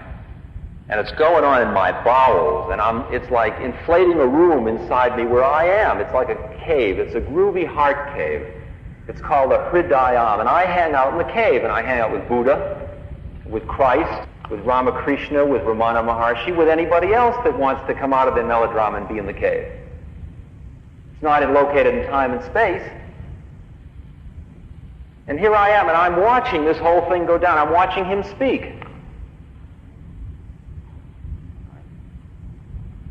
So I'm with the policeman, and pretty soon he begins to sense that there is a nicer place to be than where he is. Right here. And all I can say is, as I drove away, which is very unlike state troopers, he was waving at me, saying, "Goodbye, Richard, have a good trip."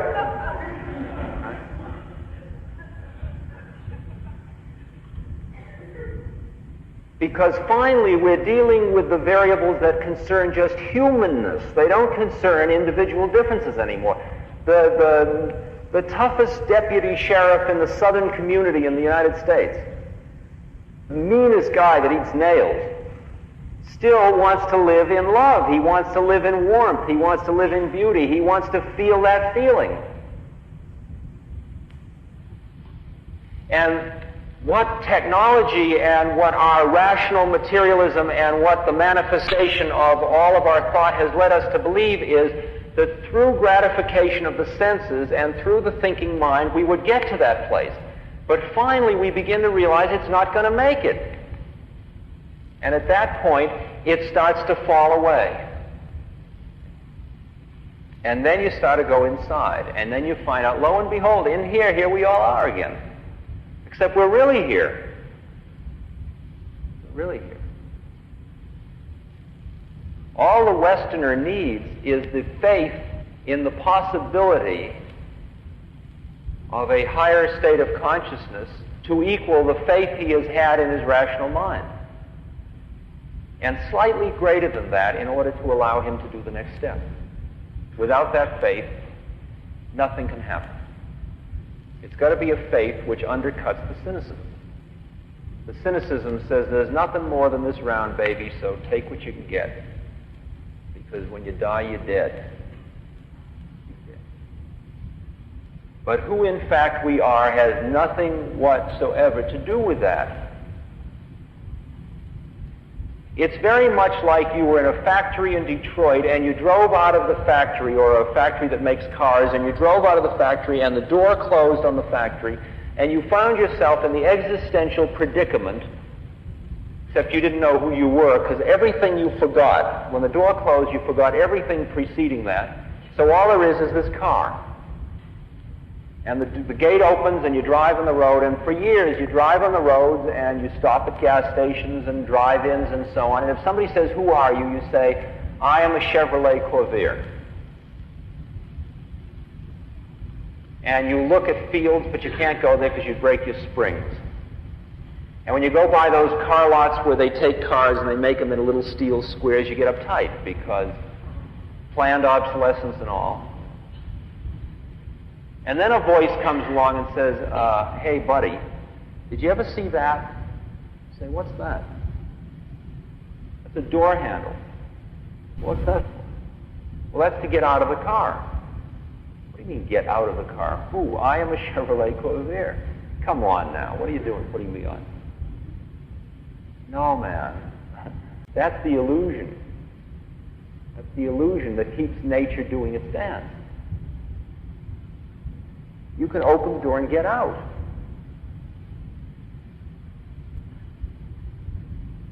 That's exactly the way it is. Exactly the way it is. And remember, this has nothing to do with what you do in the external world. Don't get into funny places about it. It's not socially responsible. Because whoever it is sitting here doing his thing. Got here on time? He's a rent-a-robot. I move him from place to place. He's like a Charlie McCarthy film. I watch with awe as this terrible beauty of nature goes down. All of it. All of it. Life, death, birth, love, hate, all the polarities. You know what's another identity with energy and consciousness is the word love. An exact identity. In fact, when you get to the top of the pyramid, they all become one. That's what Plato's pure idea is. That's that place back up there. Love, energy, consciousness, truth, beauty, wisdom, it all becomes one at that place. Meher Baba says, very beautiful saint from India, love has to spring spontaneously from within, and it is in no way amenable to any form of inner or outer force. Love and coercion can never go together, but though love cannot be forced on anyone, it can be awakened in him through love itself.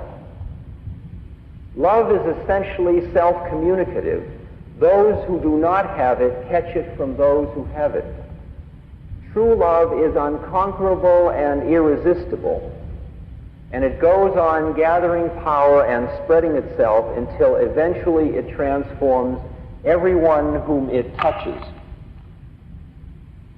Being is dying by loving is a true statement.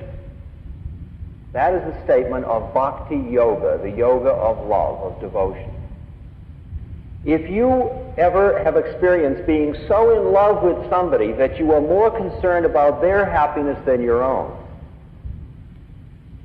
you loved yourself right out of your egocentricity, you understand bhakti yoga. Because the minute you turn that to loving in another person or in the universe that which is universal rather than that which is finite. You don't love Mary because she's Mary, and you don't love Mary because she's got a beautiful bod. You love Mary because she's God. And you honor her and worship her, and you're making love to her as a form of worship. And everything else you do all day long in everything 24 hours a day is a form of worship, of making the profane sacred. That's what it's all about. You want to be high, just change your consciousness around. You want it bad enough, you'll do it. It's work, but it's totally joyful work. Imagine, all you got to do is love everything. That's not bad. But you see, the funny thing is, it is not the verb love, because the verb love takes an object. Love who? If I love that thing in Mary, which is God, what is it that loves it? It's the thing in me, which is God, and that thing is one. In fact, the rule of the game, the statement I can also make is, if you know who you are and I know who I am, at this moment in this auditorium there is only one of us. There is only one of us. And all these manifestations. And here I am. All of us. Here we are. Here I am.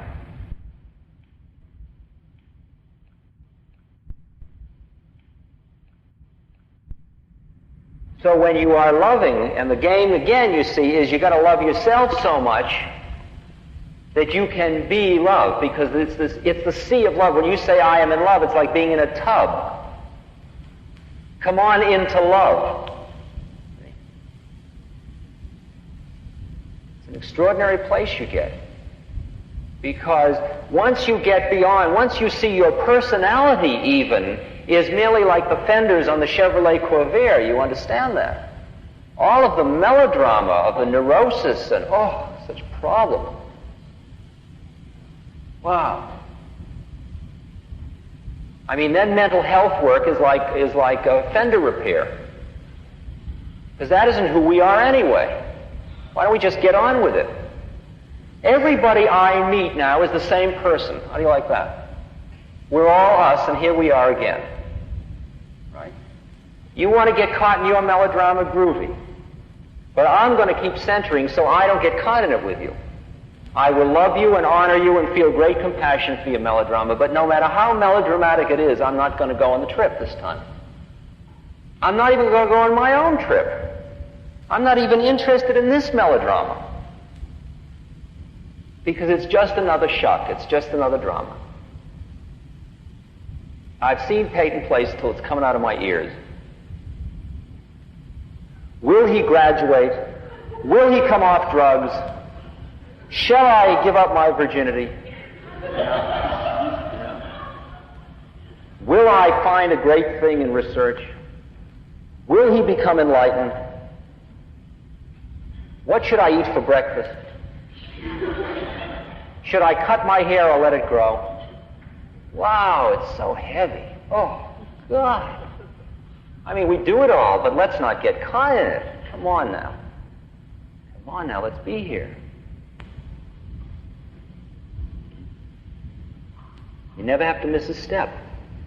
You don't have to go to the Himalayas. You don't have to drop out. You don't have to do anything. You just have to become conscious. It's as simple as that. Just get on with it. Just find a center. Until you have a center, you're just a mechanical response mechanism. You come into this class, you sit down, somebody draws the board, think this, you think that. 15 minutes, the bell rings, you go out, turn left in the maze, now eat, now. Groovy. Well, I'll make a choice. I'll have to decide whether I'm going to pursue your path or not. Come on now.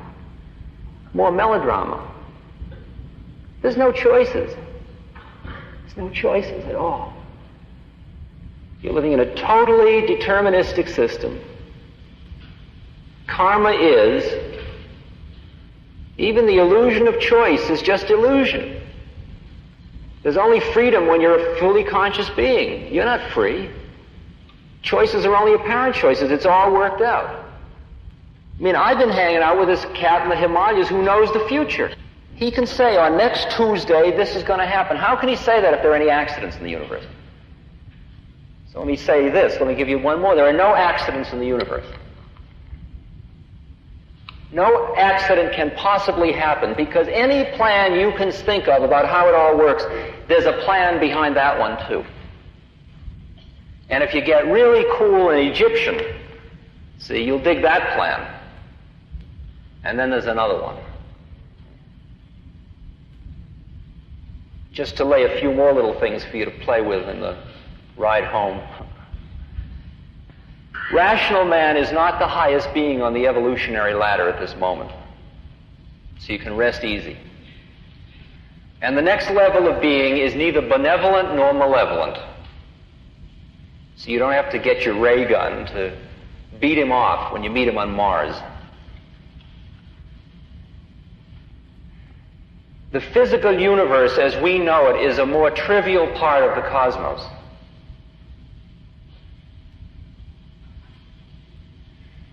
Desire creates your universe. It is only your desire that is keeping you receiving only that information which keeps you in the illusion that there is a reality which is a physical reality. Just as if we had a television set up here and we tune it to channel 7, as far as that television is concerned, there is only channel 7. Channel 9 doesn't even exist for the television set. Now you tune it to channel 9, and suddenly channel 9 only exists for the television set, and 7 doesn't exist. What happened to 7? Doesn't exist. In this room at this moment, there's channel 7, and there's 9, or whatever those channels are in Vancouver.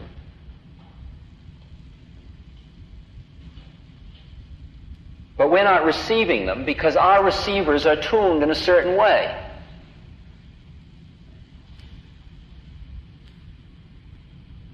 Because one of the qualities of the fact that you are in a human birth at this point means that your receiver was tuned a certain way. It was preset. It's preset. But it's not preset in a final way. You can adjust it. And I can sit with my guru brother, who's the guy from Laguna Beach, and he is sitting in the room right next to me, and he's talking to a guy in front of him that I don't even see. Well, one of us has lost his marbles, man. Who's crazy, him or me? I mean, there's a cat he's talking to, and I don't even see the guy. It's like he's tuned to channel 9 and I'm tuned to channel 7.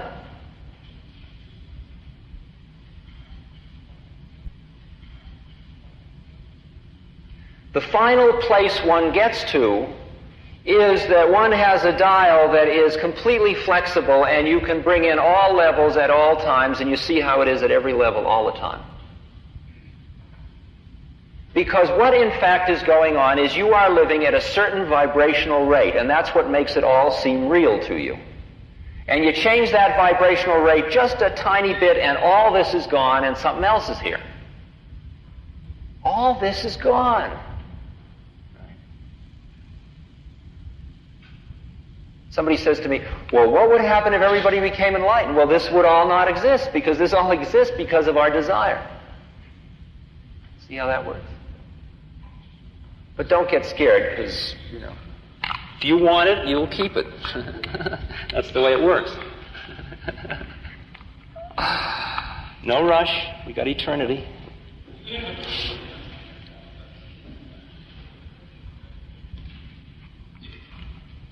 Except ye be converted and become as little children, you shall not enter the kingdom of heaven. I just want you to appreciate that it turns out that the Bible is real. It's not a metaphor. It's not a groovy story to teach us something. It does, and it is, of course. But it's real. I mean, guys really do open the Red Sea and wither the fig trees. And when Christ says, had ye but faith, ye could move mountains, that's true. It's all connected with vibrational rates. And once you understand the whole secret of mantra and sound and moving with different sounds and visions and visual fields and mandalas and so on, you begin to see it all falls into place, and that there are just these different levels of vibrational rates. And the first level out is what's called heaven and hell in the Christian world. That's one level out. There's 6 more after that. But Krishna says in the Bhagavad Gita, if you want to go to heaven, groovy, go to heaven. It's another desire place. You want to be Lord of the Wind? Great, we'll make you Lord of the Wind. How long? 10,000 years? Sure. Now you done with that one? Now what?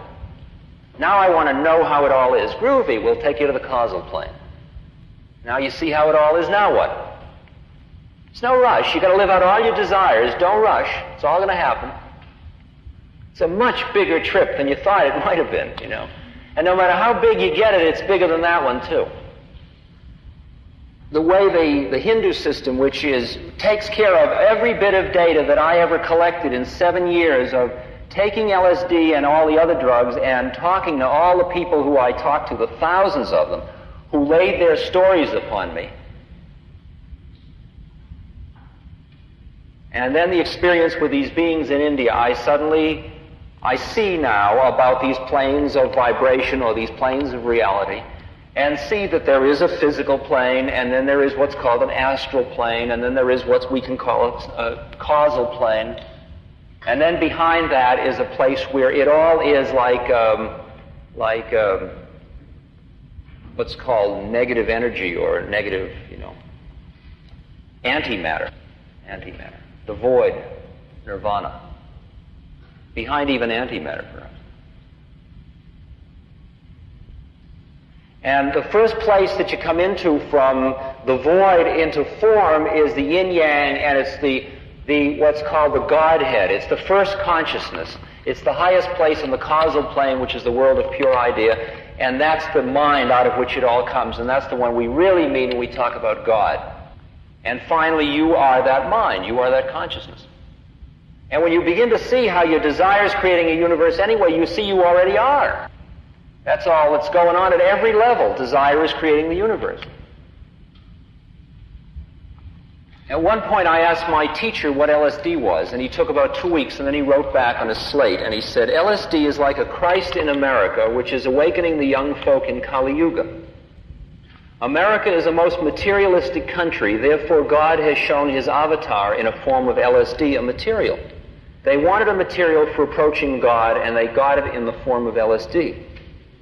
A man who has not tasted things thinking as true, how he will get the feeling of those things?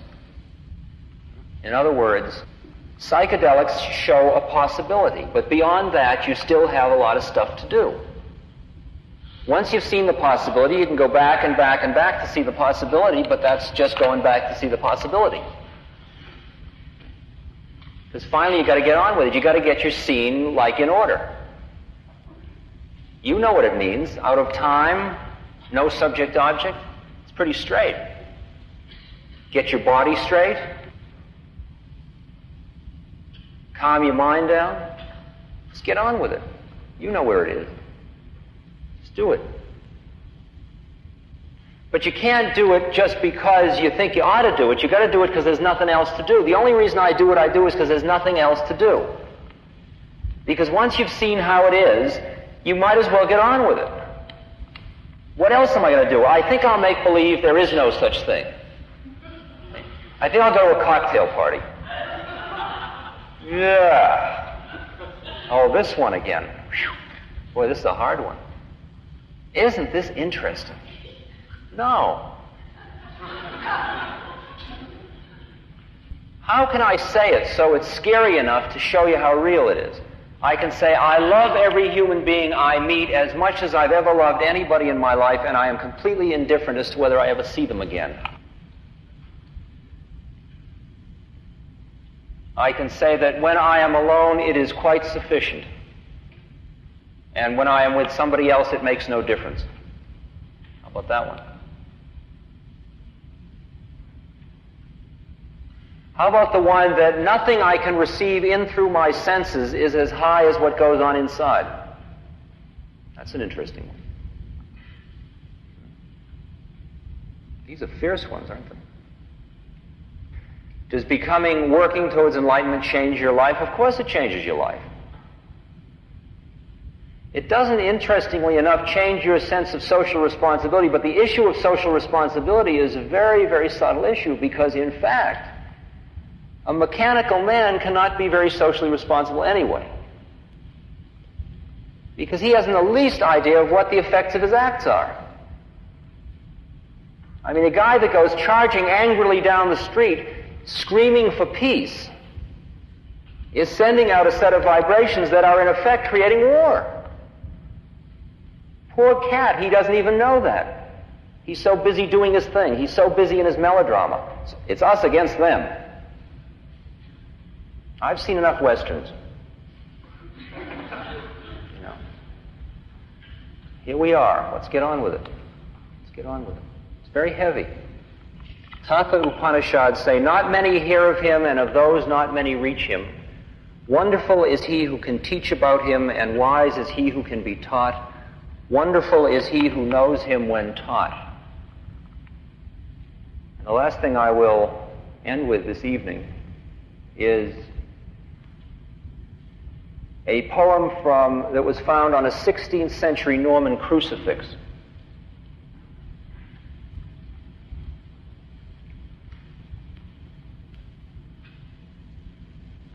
I am the great sun, but you do not see me. I am your husband, but you turn away. I am the captive, but you do not free me. I am the captain, you will not obey. I am the truth, but you will not believe me. I am that city where you will not stay. I am your wife, your child, but you will leave me. I am that God to whom you will not pray. I am your counsel, but you do not hear me. I am your lover, that you will betray. I am your life, but if you will not name me, seal up your soul with tears and never blame me.